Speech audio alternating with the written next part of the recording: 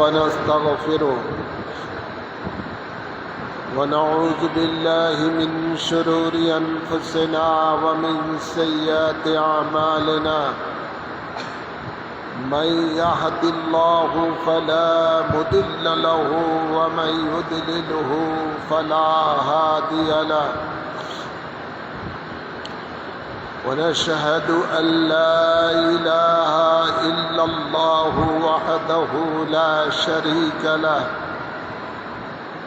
ونشهد أن سيدنا ونبينا وشفينا وحبيبنا ورؤوفنا ورحيمنا وملجانا ومأوانا ومرشدنا محمد وعلى آله وأصحابه أجمعين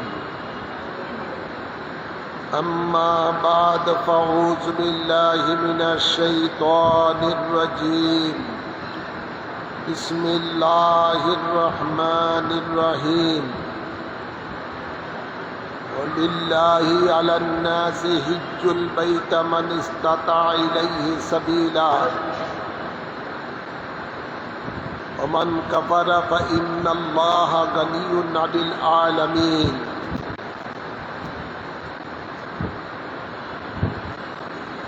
قال الله تعالى أيضا في شان حبيبه ومعشوقه مخبرا وآمرا إن الله وملائكته يصلون على النبي يا أيها الذين آمنوا صلوا عليه وسلموا تسليما اللهم صل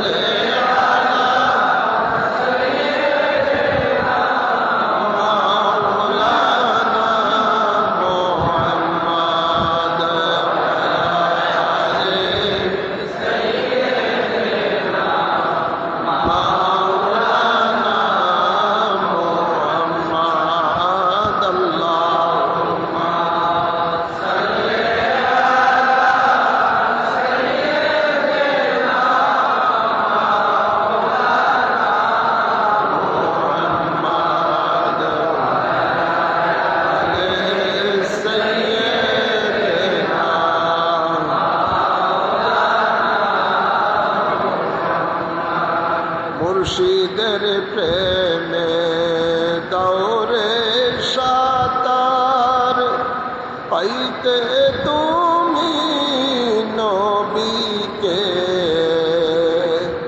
নবী পাওয়ার স্বাদ মিঠিবে পাইলে দয়াল মুর্শিদকে আল্লাহুম্মা সাল্লি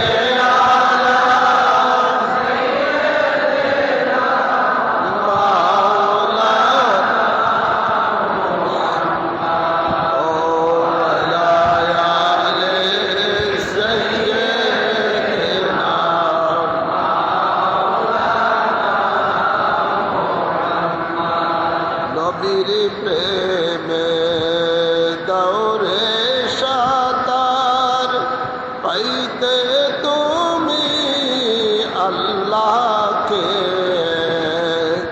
আল্লাহ পাওয়ার স্বাদ মিঠিবে পাইলে দয়াল নবীকে আল্লাহুম্মা সাল্লি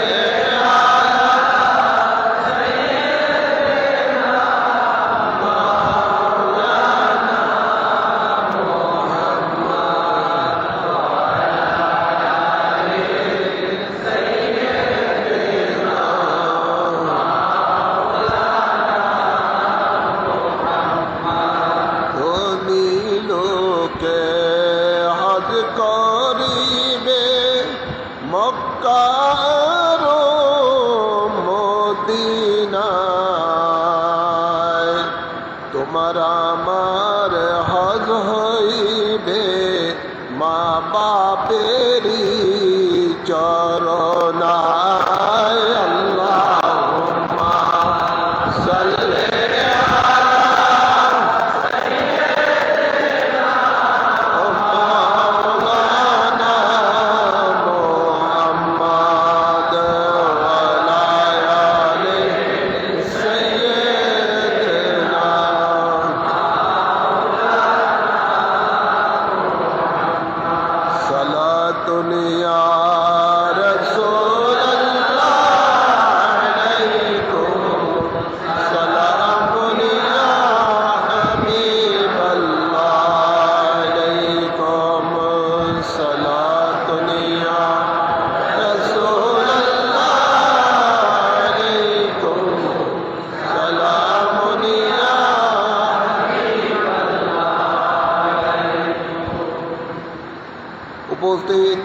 সম্মানিত মুসল্লিয়ান কেরাম, শুরুতেই মহান রব্বুল ইজ্জতের দরবারে শুকরিয়া আদায় করছি, যিনি আমাদের সকলকে দয়া করে মায়া করে পবিত্র জুমার নামাজ আদায় করার জন্য বাইতুল ইজ্জত জামে মসজিদের মধ্যে আসার তৌফিক দান করেছেন।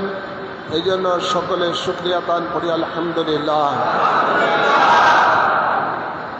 অসংখ্য অসংখ্য দুরুদ সালাম পেশ করছি সরকার দো আলম নূর মুজাসসাম শফিউল মুজনবিন রহমতুল্লিল আলামিনের কদম মুবারকে, যার সদকাতে আমরা পবিত্র হজ মুবারক পেয়েছি, যার সদকাতে আমরা আল্লাহকে চিনতে পেরেছি। সেই নূরের নবী রহমতের নবীর কদম মুবারকে অসংখ্য অসংখ্য দুরুদ সালাম পেশ করছি, আল্লাহুম্মা আমিন বলি। সাথে সাথে আরো অসংখ্য দুরুদ সালাম পেশ করছি আলে রসুল পাকের কদম মুবারকে, আল্লাহুম্মা আমিন বলেন। ইসলামের বুনিয়াদ হলো 5টি। বুনিয়াল ইসলাম আলা খামসিন। দয়াল নবী বলেন ইসলামের স্তম্ভ হলো 5টি: কলেমা, নামাজ, রোজা, হজ, যাকাত। এই 5টি স্তম্ভ ইসলামের। এই ইসলামের স্তম্ভ 5টি থেকে কোনো একটিকেও যদি অস্বীকার করে তার ঈমান থাকবে না। এই 5টির একটি থেকে কেউ কমাতেও পারবে না, কিয়ামত পর্যন্ত কেউ ওই স্তম্ভ বাড়াইতেও পারবে না। সুবহানাল্লাহ বলেন না। যেহেতু আল্লাহ তাবারক ওয়া তাআলা দ্বীনকে কমপ্লিট পরিপূর্ণ করে দিয়েছেন, আর সেই দ্বীন ইসলামের বুনিয়াদ রুকুনই হলো 5টি। এর মধ্যে কোনো কমানো যাবে না, বাড়ানো যাবে না। যারা বাড়াতে যায়, কমাতে যায়, তারা মুসলমান নয়, তারা বেঈমান। ইসলামের বুনিয়াদ 5টি। 3টি বুনিয়াদ সকল মানুষের জন্য, ধনী গরিব সর্বশ্রেণীর মানুষের জন্য। কলেমা পড়ে ইমানদার হয়, এরপরে ইমানদার হওয়ার পরে বিশেষ বিশেষ মানুষের জন্য ফরজ, সকলের জন্য না, বিশেষ বিশেষ মানুষের জন্য। এর একটি হলো যাকাত, আরেকটি হলো হজ। যাকাত হলো যাদের কাছে 1 বছর 7.5 ভরি স্বর্ণ পরিমাণ অর্থ মজুদ থাকে, অর্থাৎ 52 তোলা রূপা মজুদ থাকে, বা তার সম পরিমাণ অর্থ যার কাছে 1 বছর মজুদ থাকে, তার জন্য 2.5% যাকাত দেওয়া ওই জাকাত থেকে তার উপরে ফরজ। ওই সম্পদ থেকে তার উপরে যাকাত দেওয়া কি ফরজ। এই ফরজকে কেউ যদি অস্বীকার করে তার ঈমান থাকবে না। আর এই ফরজকে কেউ যদি ফরজ হওয়ার পরও সেটা আদায় না করে, সে কঠিন শাস্তি ভোগ করবে হাসরের ময়দানে, জাহান্নামে। এরপরে আরেকটি ফরজ হলো, তাও বিশেষ মানুষের জন্য। সেই ফরজটা হলো হজ।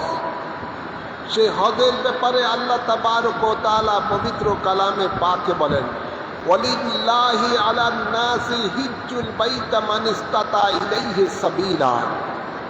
আল্লাহ বলেন মানুষের জন্য হজ ফরজ করা হয়েছে যাদের সামর্থ্য রয়েছে। যাদের হজ করার সামর্থ্য রয়েছে তাদের উপরে আল্লাহ হজ ফরজ করেছেন। সুবহানাল্লাহ বলেন না। যারা এই হজ পালন করবে না, আল্লাহ কারো দিকে কারো প্রতি আল্লাহ মুখপাত্র নয়, অর্থাৎ আল্লাহ বেনিয়াজ। ভাইরা আমার, গভীর খেয়াল করে শুনুন। দয়াল নবী একদা খুতবার মধ্যে বলছেন, ইয়া আইয়ুহান নাস কাদ ফুরিজা আলাইকুমুল হজ্জু ফাহুজ্জু। হে মানব সকল, তোমাদের উপরে হজ ফরজ করা হয়েছে, সুতরাং তোমরা হজ পালন করো। এক সাহাবী উঠে বললেন, আকুল্লা আমিন ইয়া রাসূলুল্লাহ, আমাদের প্রতি কি প্রতি বছর হজ ফরজ? আল্লাহর নবী চুপ রইলেন, আবারও একই প্রশ্ন করলেন, আকুল্লাহ আমিন ইয়া রাসূলুল্লাহ, আমাদের জন্য কি প্রতি বছর হজ? এবারও নবী তার কোনো কথার জবাব দিলেন না। তৃতীয়বার একই প্রশ্ন করলেন। এবার আল্লাহর নবী বলেন, লাউ কুলতু নাম, আমি যদি হ্যাঁ বলে দেই, লাওয়া যাবা, তোমাদের জন্য প্রতি বছরই হজ করা ফরজ হয়ে যাবে। সুতরাং কেন বারবার একই প্রশ্ন আমাকে করো? আমার মুখে কেন তোমরা হ্যাঁ বলানোর চেষ্টা করো? সুতরাং এই হাদিসের আলোকে প্রমাণিত হয়, জীবনে একবারই একজন ঈমানদার মানুষের উপরে হজ ফরজ। সুবহানাল্লাহ বলেন না? হজ ফরজ। এরপরে তিনি যদি একাধিক করেন, এটা তার নফল সওয়াব হবে। এটা তার কি হবে?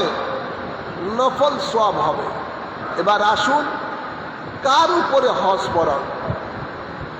কার উপরে হজ ফরজ? এই ব্যাপারে আল্লাহর হাবিব রহমতুল্লিল আলামিন বলেন, যার মধ্যে তিনটা শর্ত পাওয়া যাবে তার উপরে হজ ফরজ। কয়টা শর্ত? তিনটা শর্ত। একটি হলো তার মধ্যে আর্থিক সচ্ছলতা থাকতে হবে, অর্থাৎ তার বাড়ি থেকে হজ করার পর্যন্ত তার সংসার পরিচালনা করার জন্য যদি সেই অর্থ যোগান দিতে পারে, এই হলো একটা শর্ত। আরেকটা শর্ত, তার মাঝে শারীরিক সুস্থতা থাকতে হবে। অসুস্থ হলে চলবে না, তার মধ্যে শারীরিক সুস্থতা থাকতে হবে। অর্থাৎ এই লম্বা সফর করা হবে, সাফা মারওয়া, খানা কাবা, তাওয়াফ, আরাফা, মিনা, মুজদালিফা ইত্যাদি সফর করার অনেক এগুলোর শারীরিক শক্তির প্রয়োজন। এই ধরনের শারীরিক শক্তি যার মধ্যে থাকবে, অর্থাৎ সফর করার মতো শক্তি তার যার মধ্যে থাকবে, ওটাকেই বলা হয় শারীরিক সুস্থতা। একজন প্যারালাইজ লোকের জন্য তো তার সুস্থতা প্রমাণ হবে না, কি বলেন? অন্য অন্য যেমন আছে অঙ্গলোক বা বিভিন্ন অঙ্গাণী লোক, বিভিন্ন ধরনের আছে। এই ধরনের অসুস্থ মানুষের উপরে হজ ফরজ নয়। তিন নম্বর হলো, তিনি যেই দেশে থাকেন ওই দেশের থেকে তার সফর করার যদি রাষ্ট্রীয়ভাবে নিষেধাজ্ঞা না থাকে। এই তিনটা শর্ত যার মধ্যে পাওয়া যাবে তার উপরেই হজ ফরজ, তার উপরেই হজ ফরজ। এবার আসুন, এই ফরজটা যদি সে আদায় না করে, তার উপরে তিনটা শর্ত পাওয়া গেল, তারপরও সে যদি এই ফরজটা আদায় না করে, অর্থাৎ হজটা না করে, তাহলে তার অবস্থা কি হবে? আল্লাহর হাবিব বলেন, যার মধ্যে এই তিনটা হজ পাওয়ার শর্ত পাওয়ার পরও সে হজ না করে, আল্লাহর হাবিব বলেন, ফাল ইয়ামুত ইনশাআ ইহুদিয়ান আও ইনশাআ নাসরানিয়ান। নাউযুবিল্লাহ বলেন না? চাই সে মৃত্যুবরণ করুক ইহুদি হয়ে অথবা নাসারা হয়ে, খ্রিস্টান হয়ে। নাউযুবিল্লাহ বলতেন না? কত বড় কঠিন কথা। অর্থাৎ এই তিনটা শর্ত পাওয়ার পরও তার মধ্যে যদি এই তিন শর্ত পাওয়ার পরও সে হজ না করে, এর মধ্যে যদি সে মরে যায়, তাহলে সে ইহুদি অথবা নাসারা হয়ে তার মৃত্যু হতে পারে। নাউযুবিল্লাহ বলেন? হ্যাঁ আমার, এখন আসুন, এই হজ যদি আপনি করেন কি লাভ হবে? আল্লাহর হাবিব রহমতুল্লিল আলামিন এই মর্মে ঘোষণা দিচ্ছেন, আল হজ্জু মাবরুরুন লাইসা লাহু জাযাউন ইল্লাল জান্নাহ। সুবহানাল্লাহ বলতেন? যদি যেই ব্যক্তি এই তিনটা শর্ত তার মধ্যে থাকার পরে সে তার এই ফরজ আদায়টা করল, ইসলামের এই তার উপরে যে ফরজটা ছিল, এই ফরজটা সে আদায় করল, এটা তার এবার বিনিময় সে কি পাবে? আল্লাহর হাবিব বলেন, তার বিনিময় হলো একমাত্র জান্নাত। যার হজ্জে মাবরুর হয়েছে, যার হজ আল্লাহর দরবারে কবুল হয়েছে, ওর বিনিময়, ওই হজের বিনিময় একমাত্র জান্নাত। পুরস্কারটা বেশি না কম? জোর বলে না। আমরা জান্নাত চাই কি চাই না? এই জান্নাত পেতে পারেন এমন একটি ফরজ আদায় করার পরে, এমন একটি ফরজ, হজ ফরজ আদায় করার পরে আপনি এই নিয়ামত পেতে পারেন। গভীর খেয়াল করে শুনুন, হজটা টোটাল, এই হজের যা কিছু প্যাকেজ আছে, হজের নিয়ম কানুন ইত্যাদি, হজের যা যা আপনি করবেন, প্রত্যেকটি জিনিসটাই হলো আল্লাহর মাহবুব বান্দার বান্দির আমলের অনুসরণ, আমলের অনুসরণ।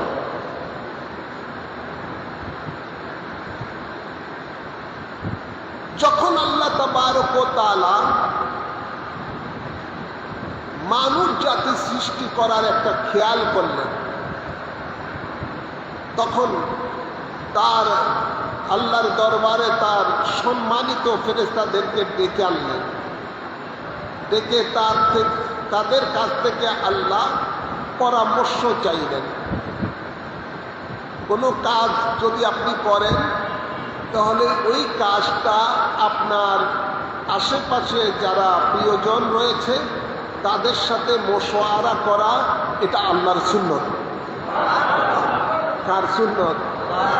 আল্লাহর সুন্নত। আল্লাহ ইচ্ছা করলে নিজে নিজেই সব কিছু করতে পারবেন, মশওয়ারা কি দরকার? তার এটা আল্লাহর বান্দাদেরকে শিক্ষা দিচ্ছেন। আল্লাহ তার সম্মানিত ফেরেশতাদেরকে ডেকে এনে বলেন, ইন্নী জাইলুন ফিল আরদি খলিফা, আমি আমার জমিনের মধ্যে আমার প্রতিনিধি প্রেরণ করতে চাই, আমার খলিফা এই জমিনে আমি প্রেরণ করতে চাই। তোমরা কি বলো? নতুন একটা জাতি আল্লাহ সৃষ্টি করতে চাচ্ছে। তখন ফেরেশতারা বললেন, আল্লাহ কেন একটা নতুন জাতি সৃষ্টি করতে যাবা তুমি? এর আগে, মানুষ সৃষ্টির আগে আল্লাহ জিন জাতি সৃষ্টি করেছিলেন এই জমিনের মধ্যে। জিন জাতি আল্লাহর ইবাদত করে নাই। আল্লাহ বলেন, ওমা খালাকতুল জিন্না ওয়াল ইনসা ইল্লা লিয়াবুদুন, আমি মানব জাতি জিন জাতিকে সৃষ্টি করেছি একমাত্র আমার ইবাদতের জন্য। তো মানুষ সৃষ্টির আগে আল্লাহ জিন জাতি সৃষ্টি করেছিলেন। এই জিন জাতিরা আল্লাহর ইবাদত না করে আল্লাহর এই বিরুদ্ধাচরণ করেছে, কুফরি শিরক ইত্যাদি করেছিল। আল্লাহ তাবারক ওয়া তাআলা তাদের এই পাপের কারণে বিভিন্ন আযাব গজব দিয়ে তাদেরকে আল্লাহ শেষ করে দিয়েছেন। এর মধ্যে ছোট্ট একটা বাচ্চা ছিল। এই ছোট্ট বাচ্চাটা, ফুটফুটে সুন্দর জিনের বাচ্চাটা পাহাড়ের এক কোণের মধ্যে কান্না করতেছে। ফেরেশতারা মায়া লাগলো, এটাকে না মেরে আসমানে নিয়ে গেছে।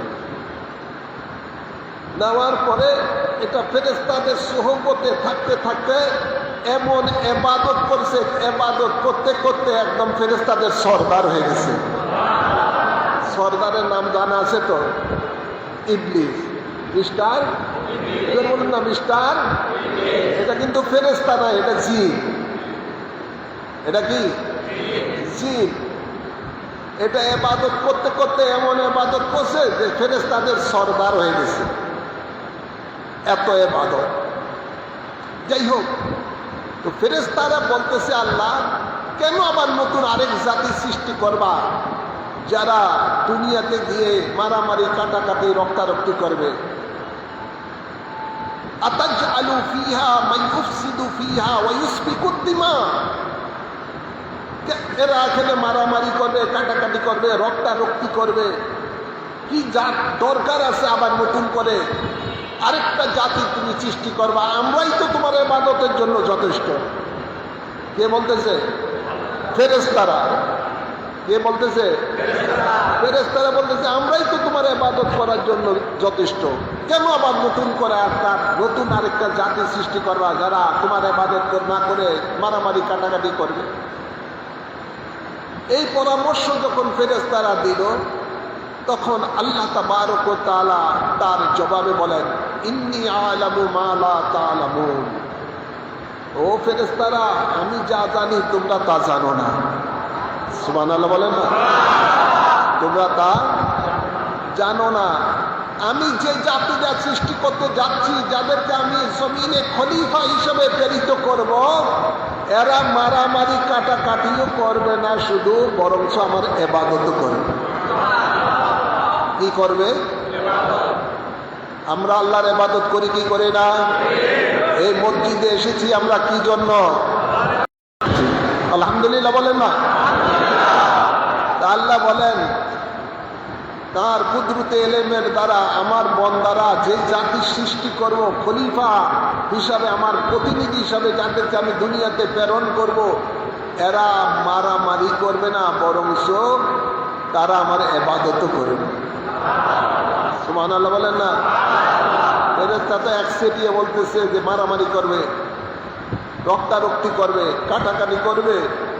কি দরকার এই জাতি সৃষ্টি করা? তো আমাদের মানুষের মধ্যে অনেকে আছে মারামারি করে, কাটাকাটি করে, কিন্তু এটা সংখ্যা কম। এটা সংখ্যা কম। অধিকাংশ মানুষেরাই আল্লাহর ইবাদত করে।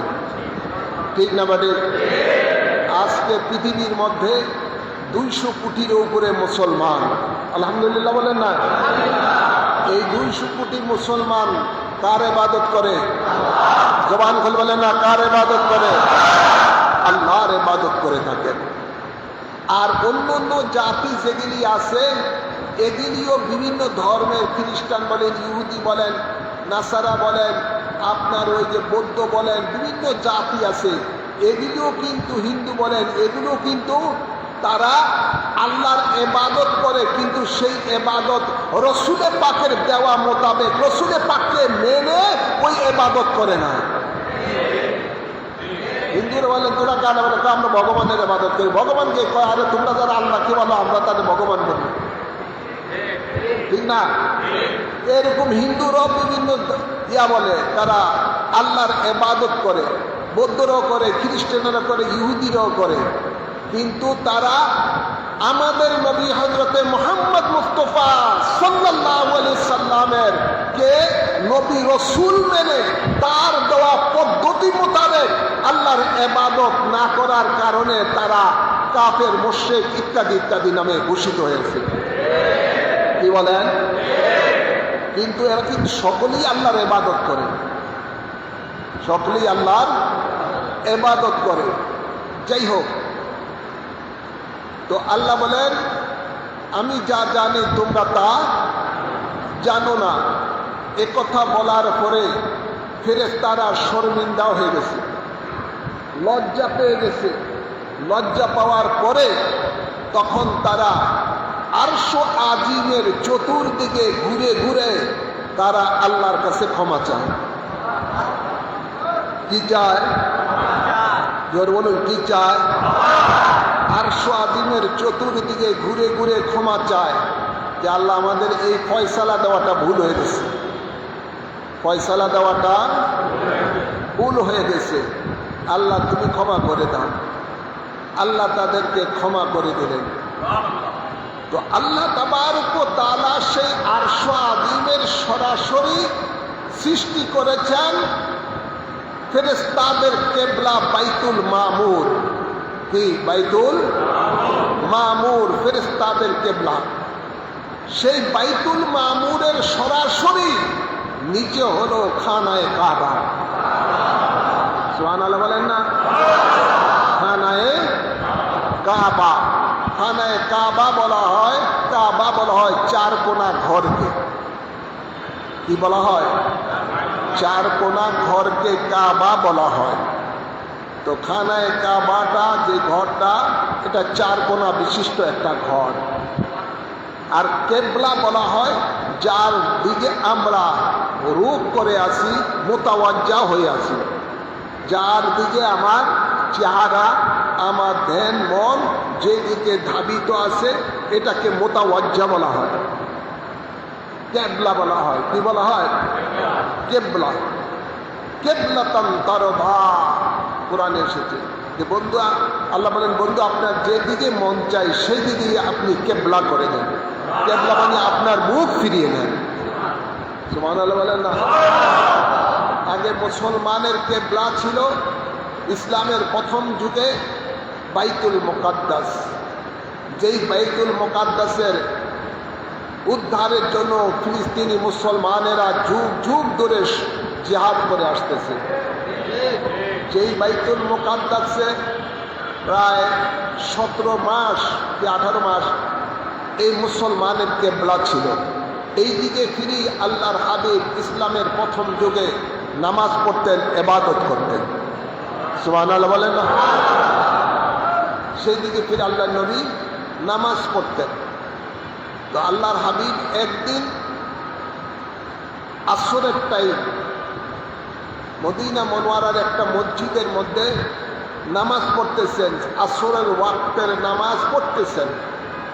2 রাকাত নামাজ পড়া হলো, 4 রাকাত নামাজ। আসরের ফরজ কয় রাকাত? 4 রাকাত। 2 রাকাত পড়লেন, বাকি 2 রাকাত সামনে আছে। তখনই আল্লাহর নবীর মনের মধ্যে জাগ্রত হলো যে আমার কাবাটা যদি বাইতুল মুকাদ্দাস না হয়ে বাইতুল্লাহটা যদি হতো, যেটা আমার দাদা ইব্রাহিম আলাইহিস সালাম, জাতির পিতা, মুসলমানের জাতির পিতা ইব্রাহিম আলাইহিস সালামের দ্বারা নির্মিত। সুবহানাল্লাহ বলেন না? সেইটা যদি আমার কেবলা হতো কতই না ভালো হতো। নবী মনে মনে খেয়াল করতেছেন আর বারবার আকাশের দিকে তাকাচ্ছেন। সুবহানাল্লাহ বলেন না? তখনই আল্লাহ তাবারক ওয়া তাআলা জিবরাইল আমিনকে পাঠিয়ে দিলেন, বন্ধু আপনার মন যেদিকে চায় সেই দিকে আপনার চেহারা ফিরিয়ে নেন কেবলা হিসাবে। সুবহানাল্লাহ বলেন। আর তখনই আল্লাহর নবী রহমতুল্লিল আলামিন তিনি বাইতুল্লাহর দিকে তিনি নামাজ পড়া শুরু করে দিলেন। 2 রাকাত পড়েছেন বাইতুল মুকাদ্দাসের দিকে ফিরে, 2 রাকাত পড়েছেন খানায় কাবার দিকে। আর সেই মসজিদটা এখনো মদিনা মনোয়ারার মধ্যে রয়েছে। হাজী সাহেবেরা সেখানে গিয়ে 2 রাকাত নফল নামাজ পড়ে থাকেন। এটাকে বলা হয় মসজিদে কেবলাতাইন। দুই কাবার কেবলা, 2 কাবার মসজিদ, 2 কাবার মসজিদ, মসজিদে কেবলাতাইন। একদম সম্পূর্ণ বিপরীত, এদিক আর ওই দিক। ধরেন পূর্ব দিকে আপনার বাইতুল মুকাদ্দাস, সেদিকে পড়তেছেন, আর বাইতুল্লাহ ধরেন পশ্চিম দিকে। কথা বলছেন না? এরকম তখন 2 রাকাত পড়েছে পূর্ব দিকে, বাকি 2 রাকাত আবার নবী ফিরে চেহারা মোবারক ফিরিয়ে নিয়েছেন কোন দিকে? পশ্চিম দিকে। সাথে সাথে সাহাবায়ে কেরামেরা নবী যা করেছেন, যেহেতু আল্লাহর নবী বলেন সাল্লু কামা রাআইতুমুনি উসাল্লি, আমাকে যেভাবে দেখতেছো নামাজ পড়ি ওইভাবে তোমরা নামাজ পড়ো। কথা বুঝছেন না? আমাদের দেশে তো কতগুলি শয়তান আছে, শায়েকেরা যেমনে কয় ওইভাবেই আমরা নামাজ পড়ি। আছে না নাই? শায়েকেরা বলছে মুয়ে লোকের মতো যেভাবে বুকের মধ্যে হাত বাঁধে তোমরা এইভাবে হাত বাঁধো, তারা সেভাবে শুরু করছে। কয় না এটাই সহি নামাজ। নাউজুবিল্লাহ বলতেন না? এরকম আছে না নাই? শায়েকেরা বলছে তোমরা এইরকম 2 পাও ফাঁক করে সেগায়া তোমরা নামাজ পড়ো, তারা পড়া শুরু করে দিছে। এমন আছে না নাই? যুবকেরা পাগল হয়ে গেছে, শায়েকের ভক্ত হয়ে গেছে, অথচ শায়েক যে এটাতে শয়তানি শায়েক সেটার খবর নাই। ভাইয়ের আমার, বাবার আমার, যাই হোক, নবী বলেন সাল্লু কামা রাআইতুমুনি উসাল্লি, তোমরা নামাজ পড়ো যেভাবে আমি নবীকে দেখতেছো পড়তেছি ওইভাবে পড়ো। তো নবী বাইতুল মুকাদ্দাস দিকে ফিরে 2 রাকাত পড়েছেন, বাকি 2 রাকাত আল্লাহর নির্দেশে রসুলের পাকের চাহাতের উপরে, ইচ্ছার উপরে বাইতুল্লাহর দিকে বাকি 2 রাকাত ফিরে নামাজ পড়েছেন। সেই থেকে মুসলমানের কেবলা বাইতুল্লাহ হয়ে গেছে। সুবহানাল্লাহ বলেন। ভাইয়ের আমার, গভীর খেয়াল করে শুনুন, এই বাইতুল মুকাদ্দাস এমন একটি পবিত্র জায়গা যেখানে রসুলে পাক সাল্লাল্লাহু আলাইহি সাল্লাম বলেন, তোমরা যদি 2 রাকাত নামাজ পড়ো 25,000 রাকাত নামাজ পড়ার সওয়াব তোমার আমল নামার মধ্যে লেখা হয়ে যাবে। মর্যাদা আছে না নাই? যেই বাইতুল মুকাদ্দাসের মধ্যে আপনার লক্ষ লক্ষ অসংখ্য মুকাদ্দাসের মধ্যে মেরাজের রাত্রিতে রসুলে পাক সাল্লাল্লাহু আলাইহি সাল্লাম ইমাম হয়ে 1 লক্ষ কি 2,24,000 পয়গাম্বরদের ইমামতি করেছেন। সুবহানাল্লাহ বলেন না? হযরতে জিবরাইল আমিন যেই নামাজের তিনি মুয়াজ্জিন ছিলেন, যেখান থেকে মেরাজ শরীফ উর্দু লোকে যেখান থেকে মেরাজ শুরু হয়েছিল, সেই পবিত্র জায়গাটাই আজকে ইহুদিরা দখল করে রেখেছে। সেটা আজকে অপবিত্র হচ্ছে। মুসলমান থেকে আজকে বেদখল এই জায়গাটা হয়ে গেছে। আজ এই জায়গাটা উদ্ধার করা, এর পবিত্রতা রক্ষা করা বিশ্বের সকল মুসলমানের উপরে ফরজ। সকল মুসলমানের উপরে ফরজ। এটা আমাদের কেবলা, আমাদের মুসলমানের প্রথম কেবলা। ভাইয়ের আমার, যেটার জন্য অসংখ্য অসংখ্য ফিলিস্তিনি মুসলমান নরনারীরা শাহাদাতের পেয়ালা পান করেছেন। আজ এই ফিলিস্তিনি মুসলমানের উপরে যে বর্বরিত হামলা, প্রায় লাখোর মতো নিরীহ মুসলমানকে যে ইসরায়েল নির্বিচারে হত্যা করেছে, তার প্রতিবাদ জানানোর জন্যই আমরা অনেক আগের থেকে প্রতিবাদ আহলে সুন্নাত ওয়াল জামাতের পক্ষ থেকে করছি, ইসলামিক ফ্রন্ট বাংলাদেশের পক্ষ থেকে করছি। আমরা এবারকার সিদ্ধান্ত নিলাম, বাংলাদেশের সকল পীর মাশায়েখদেরকে নিয়ে আমরা একটা বিশাল প্রতিবাদ সমাবেশ করব ঢাকা সরওয়ার্দী উদ্যানের মধ্যে।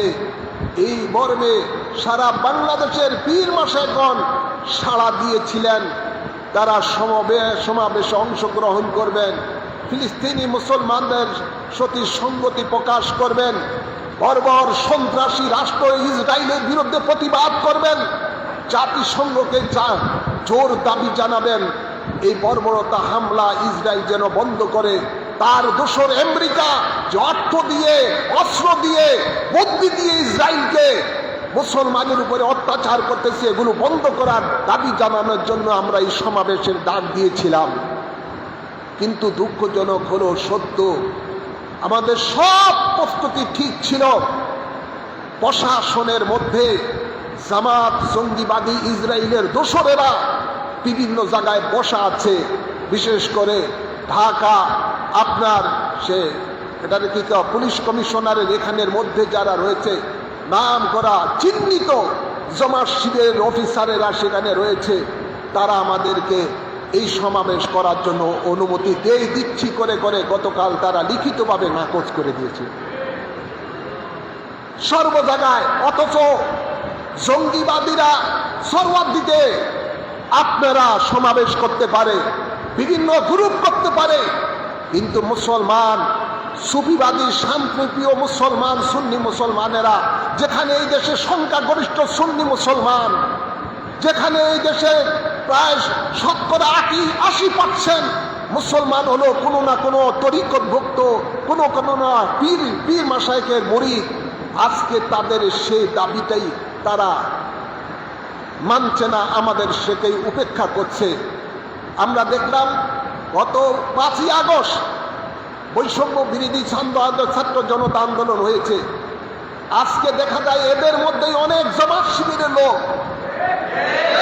ওরা পর্যন্ত আদা জল খেয়ে প্রশাসনকে কড়াভাবে নির্দেশ দিয়েছে সুন্নিরা যেন এই সমাবেশ না করতে পারে। এটা কি এদেশের মেজরিটি পাচ্ছেন সুন্নিদের সাথে বৈষম্য হয় নাই? অথচ তারা বলে আমরা বৈষম্য বিরোধী আন্দোলন করেছি। চরম বৈষম্য তো তারাই এখন জাতিকে দেখাচ্ছে যে এদেশের শতকরা প্রায় 80% সুন্নি জনতার দাবি ছিল যে আমরা প্রতিবাদ করব।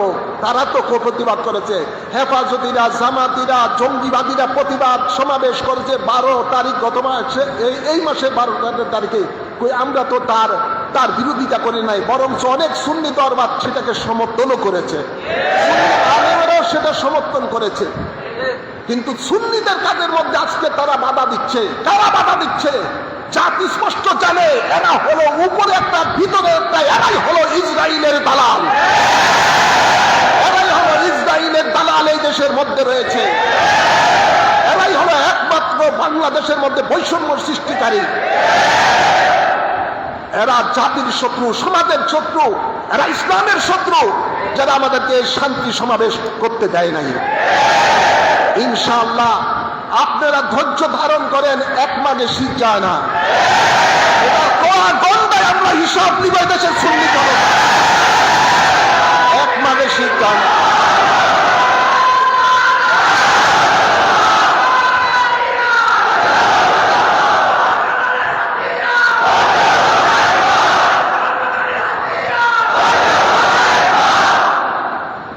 তাই আমরা সংঘর্ষের মধ্যে না গিয়ে,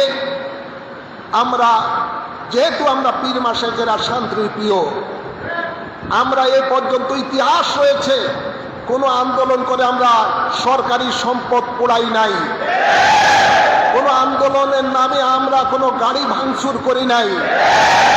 যেহেতু আমরা তরিকতপন্থী, আমাদেরকে শিক্ষা দিয়েছেন আদব, আমাদেরকে আমাদের পীর মুর্শিদেরা শিক্ষা দিয়েছেন দেশপ্রেম।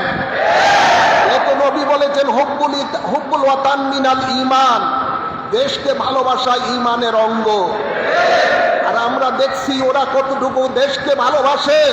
কথায় কথায় দেশের সম্পদ, হাজার হাজার কোটি টাকার সম্পদ তারা পুড়িয়ে দেয়।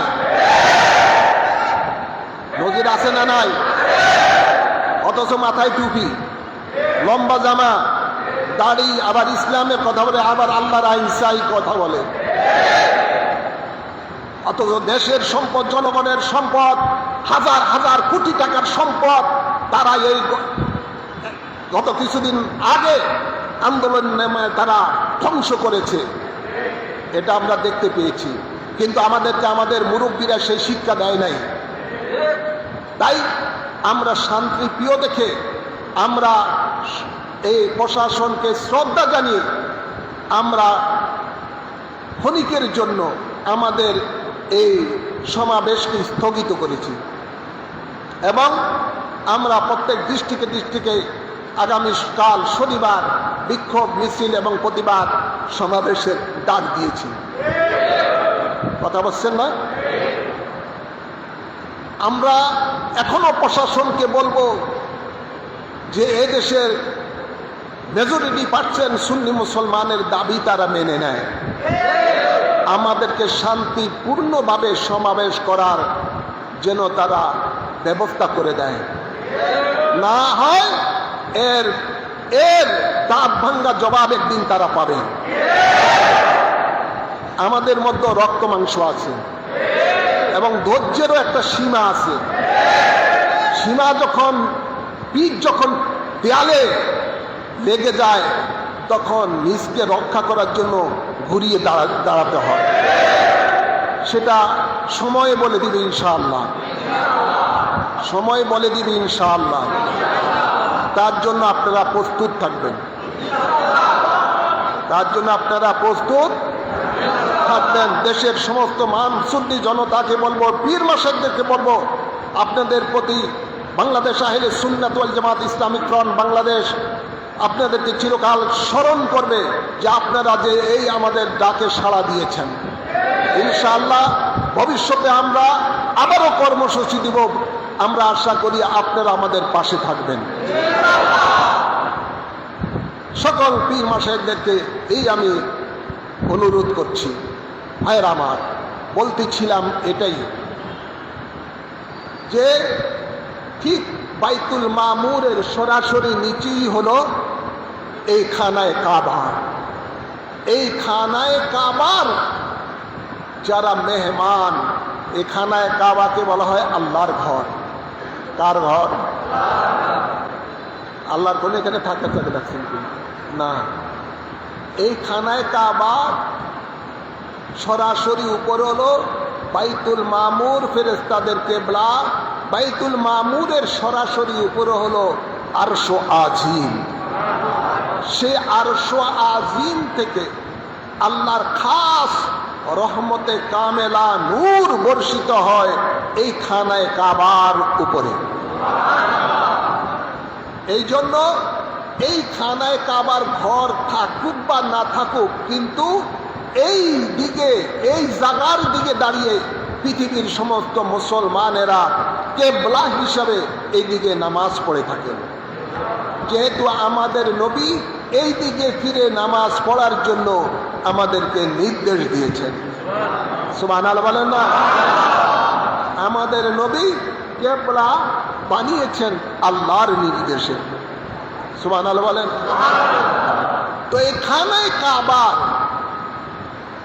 চতুর্দিকে ফিরে ফিরে যারা হজ করবে, এর মধ্যে একটা অন্যতম রোকন হলো, হজের ফরজ হলো খানায় কাবার 7 বার তোয়াফ করা।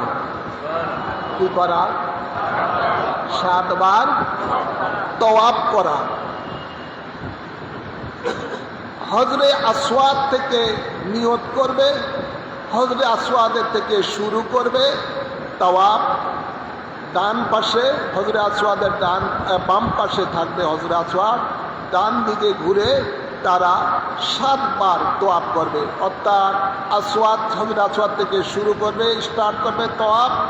খানায় কাবা দেখবেন, খানায় কাবার ঘরের বাইরে আরেকটু জায়গা আছে, ওয়াল করে ঘেরাও, এটাকে বলা হয় হাতিমে কাবা। এটাও কাবার ঘরের অংশ। ইব্রাহিম আলাইহিস সালামের জমানায় এইটাও, এই জায়গাকে নিয়ে পুরা ঘরটা হয়েছিল।